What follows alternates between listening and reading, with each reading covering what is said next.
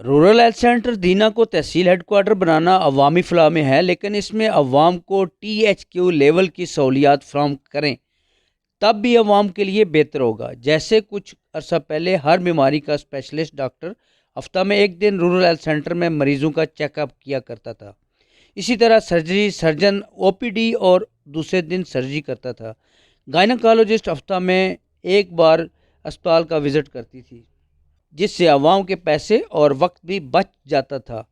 عوام نے K2 TV سے اپنے خیالات کا اظہار کچھ یوں کیا۔ ہر ہفتہ وار کوئی نہ کوئی ڈاکٹر آਉਂਦਾ ਸੀ ਸਪੈਸ਼ਲਿਸਟ, ਸਾਨੂੰ ਸਹੂਲਤ ਸੀ।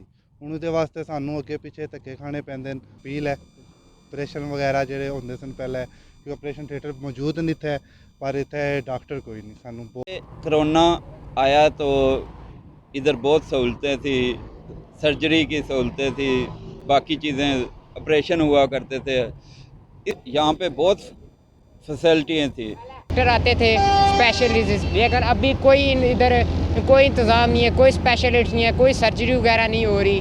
رورل ہیلتھ سینٹر کو تحصیل کا درجہ دیا جائے تاکہ دینا کی عوام اس سے مستفید ہو سکے۔ دینا کو تحصیل بنے ہوئے کافی عرصہ گزر چکا ہے، لیکن یہاں پہ دینا اسپتال جو ہے وہ اس کو تحصیل کا درجہ نہیں دیا جا رہا۔ پرماننٹ اسپیشلسٹ وزٹ کر رہے تھے اور سرجری بھی ہو رہی تھی، جس کی وجہ سے دینا کی عوام کو کافی سہولتیں مل رہی تھی، جو کہ کرونا آنے کے بعد بند کر دی گئی، اور اب اس کو بحال کرنے کے لیے عوام پرزور اپیل کر رہے ہیں۔ کیمرامین ٹیم کے ساتھ لیاقت علی مغل، K2 TV دینا۔